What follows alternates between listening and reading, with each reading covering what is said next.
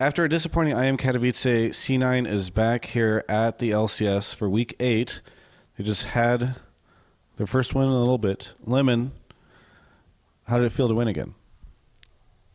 It's been nice. It was very disappointing at IEM. We went all the way to Poland, spent a lot of time getting accustomed to the area, only to have 2 straight losses and fly back home. We never had a chance to really talk about this on camera together, but what were your expectations going into IEM Katowice? Were you surprised by the 0-2? I was not expecting to beat GE. They looked extremely strong, and I consider them the best team in the world before the tournament. Mm-hmm. But I did think we would beat Yo Flash Wolves, so I was disappointed with that. They just disbanded. Did you hear about that? Isn't that just a rumor? I thought that was untrue based on what I read. I saw the Reddit post, but I thought it was just like, the Facebook guy saying like, I don't know, throwing a fit or something, but I don't really know. As if like a win over you guys, they were just like, we're done. Like that was enough. We don't need to play anymore. We peaked. Yeah. Let's go on a good end. Yeah. Now, you said that you thought before the tournament that GE Tigers was the best team in the world. Do you not feel that way anymore? It's possible they are, but if they are rather inconsistent since they lost to WE. I would say it's much more likely that EDG is the best team in the world. Okay. So Korea has officially been dethroned in your mind? Yeah. I mean, it's way too early to tell. You can't, basing it off of just one tournament, especially where there's a lot of factors that could cause them. Like they could be, jet lagged or just have some kind of bad tilt situation. So I don't want to say for sure off just that single tournament that's how it is, but right now I'm assuming that EDG is the best. Okay. Do you feel as though MSI will be the deciding tournament then? It's just one team from each region going, right? Do you know how the tournament is set up? I don't really know much. Yeah, there's a double LM early on, so people are saying that the best team will win. The best team at MSI will truly win based on the format. Okay. Then yeah, probably, if it is a good format. Yeah. Speaking of MSI, do you think you guys have a chance at going still? I think it's extremely unlikely. I think TSM is extremely strong. They are definitely better than us right now. Yeah. So I think I would be very surprised if they don't end up going. What do you think that TSM has that the rest of North America seems to be lacking right now? I think TSM has been extremely good at adjusting to the meta, and they just don't really have any weaknesses. There's nothing that's really exploitable. All of their lanes are strong, and they tend to get advantages, especially Berserkers getting advantages in other lanes, being extremely good at staying even. How did you pronounce his name? Berserking? One more time? What's the TSM mid laner, from my understanding? Moving on. Do you expect CLG TSM play again tomorrow? You said that TSM seems super far ahead. Do you think that maybe with the jet lag or anything like that, CLG has a chance? I mean, CLG definitely has a chance, but if I was a gambling man, I'd gamble on TSM. Okay. And you're not a gambling man? Of course not. It's good, because I don't think you're allowed to based on LCS rules, so let's stay away from that. Now, C9, so you guys went 0-2. What were the conversations like after that? How did you guys on C9 sort of take that loss, and what are you doing now? I mean, we were all basically depressed after the loss, and we took it very badly. But we just tried not to focus on it for the weekend, came back and tried to fix our problems in the scrims and tried to do whatever we can to come back strong. You seemed very strong in that game against TL. How much of that do you think is TL maybe being weak? How much of that do you think is you guys coming back and getting strong again? I honestly can't really tell since it's just based off one game.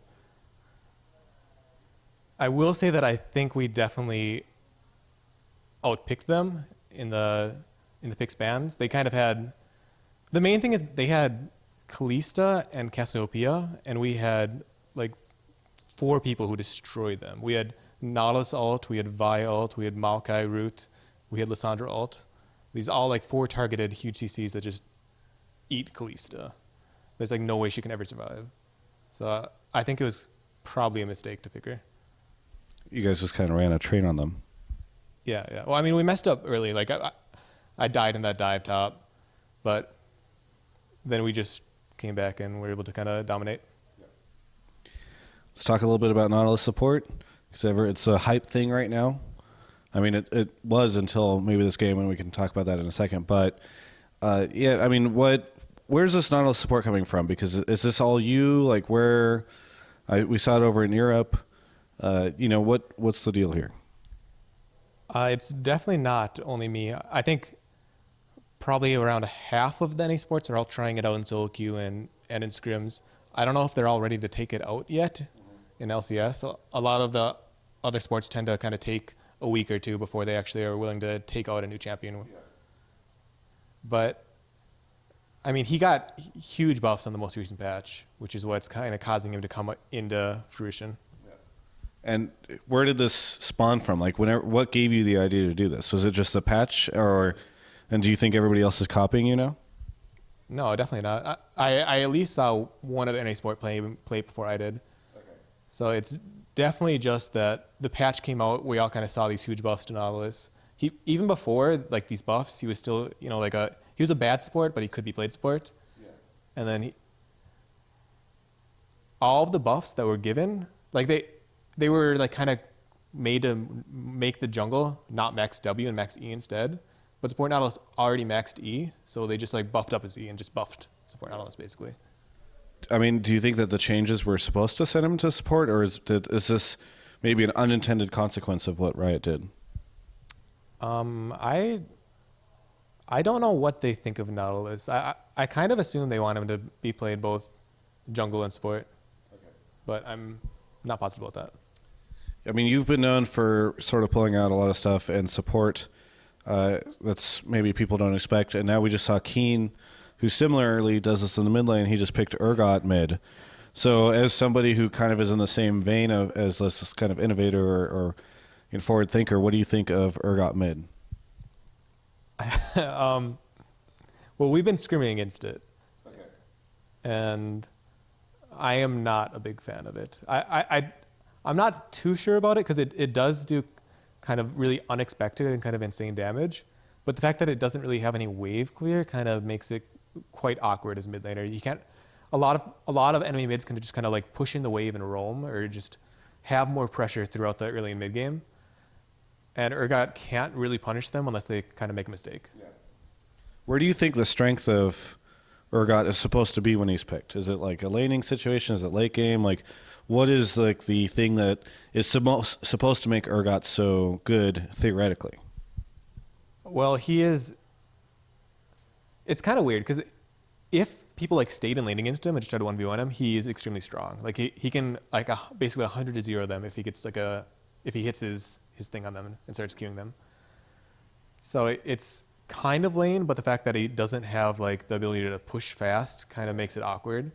And then his scaling is good, but not like super OP. Like he scales up, he gets tanky, he gets a lot of damage, and he can kind of just like eat people alive if he's ignored.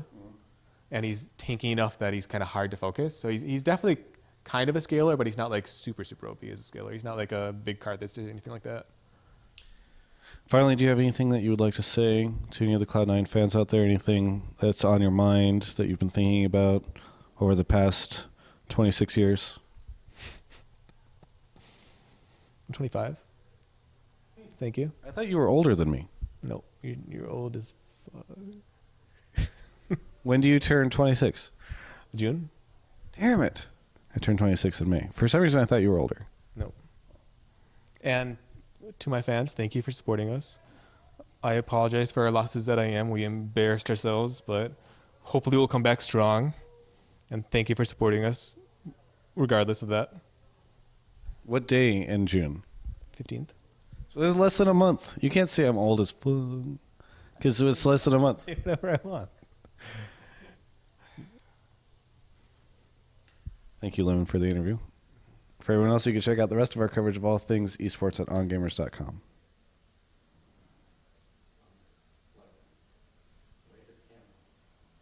Why? I'm trying to look peaceful over here.